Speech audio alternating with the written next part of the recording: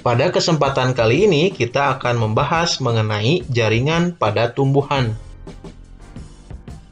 Sel-sel pada tumbuhan yang memiliki struktur yang sama akan terintegrasi menjadi suatu jaringan dan memberikan fungsi tertentu pada tubuh tumbuhan.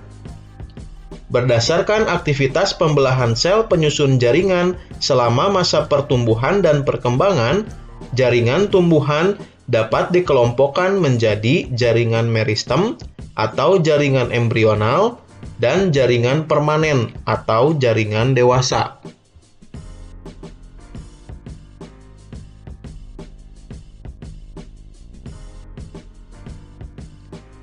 Jaringan meristem atau disebut juga jaringan embrional adalah jaringan yang sel-selnya aktif membelah diri secara mitosis.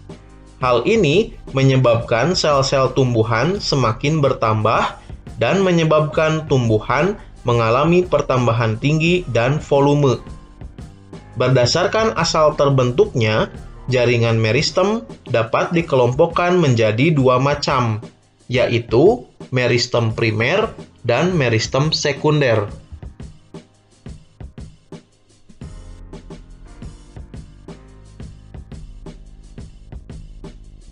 Meristem primer adalah jaringan meristem pada tumbuhan yang sel-selnya aktif membelah. Meristem primer pada umumnya terdapat pada ujung batang dan ujung akar. Oleh karena itu, meristem primer menyebabkan pertumbuhan primer pada tumbuhan, yaitu pertumbuhan vertikal atau perpanjangan akar dan batang.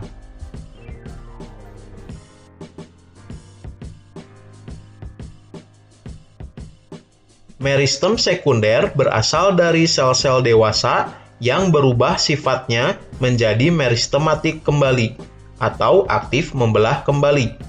Contohnya adalah kambium pembuluh atau kambium vaskuler dan kambium gabus atau velogen.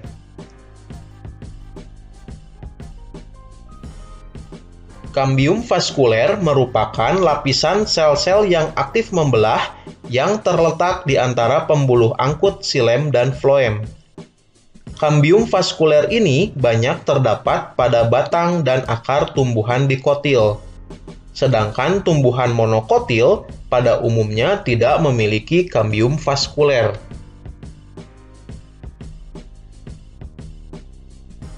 Aktivitas kambium ini menyebabkan tumbuhan mengalami pertumbuhan sekunder sehingga batang menjadi besar. Aktivitas pembelahan kambium vaskuler ke arah dalam akan membentuk xilem sekunder, sedangkan pembelahan ke arah luar akan membentuk floem sekunder. Kita dapat menentukan umur pohon dengan melihat lingkaran tahun atau daerah gelap terang yang terbentuk pada batang pohon. Lingkaran tahun terbentuk karena aktivitas kambium vaskuler yang dipengaruhi oleh musim.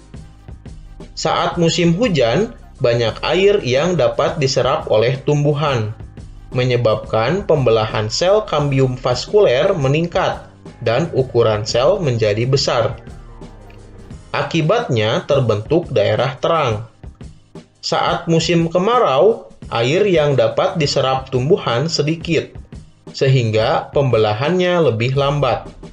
Sel-sel hasil pembelahan juga memiliki ukuran yang kecil dan rapat, sehingga terbentuk daerah gelap pada batang.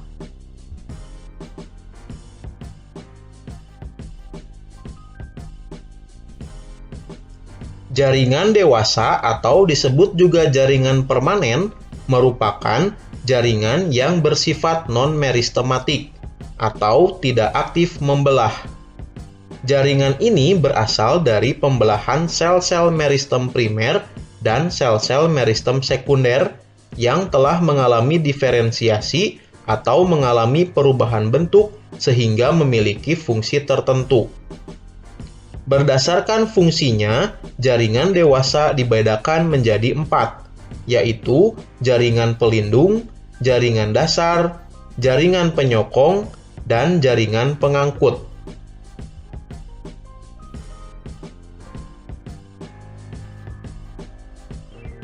Jaringan pelindung terdapat di seluruh permukaan luar tumbuhan.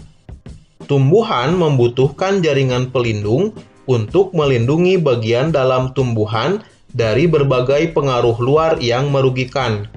Misalnya, hilangnya air akibat suhu yang meningkat dan melindungi dari kerusakan mekanik. Contoh dari jaringan pelindung yaitu jaringan epidermis. Sel-sel epidermis dapat berkembang atau mengalami modifikasi menjadi alat pelindung tambahan. Misalnya, stomata atau mulut daun, sisik, trikoma atau rambut-rambut, dan duri atau spina.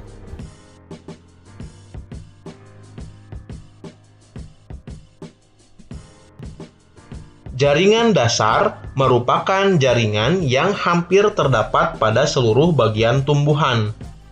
Jaringan dasar seringkali disebut jaringan pengisi. Jaringan ini berperan penting dalam semua proses fisiologi atau metabolisme pada tumbuhan. Contoh dari jaringan dasar ini yaitu jaringan parenkim. Jaringan parenkim dapat berdiferensiasi menjadi banyak jenis jaringan parenkim lain, misalnya pada buah dan umbi. Parenkim berdiferensiasi menjadi parenkim cadangan makanan yang berfungsi untuk menyimpan cadangan makanan bagi tumbuhan. Pada daun, jaringan parenkim berdiferensiasi menjadi jaringan palisade dan jaringan bunga karang yang berfungsi untuk proses fotosintesis.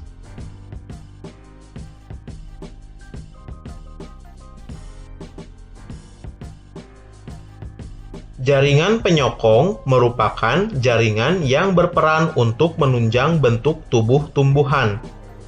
Berdasarkan bentuk dan sifatnya, jaringan penyokong dapat dibedakan menjadi dua macam, yaitu jaringan kolenkim dan jaringan sklerenkim.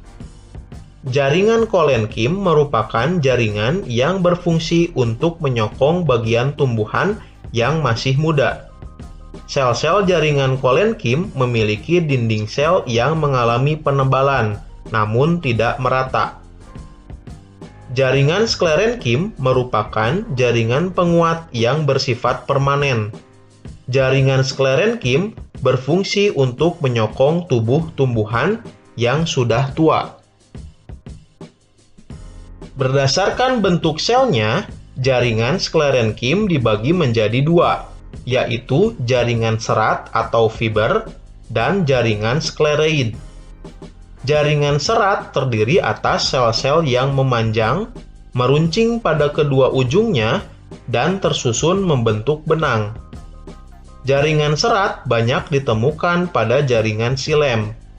Jaringan sklereid terdiri atas sel-sel yang pendek dan memiliki bentuk yang tidak teratur. Jaringan sklereid ini banyak ditemukan pada kulit kacang atau buah pir.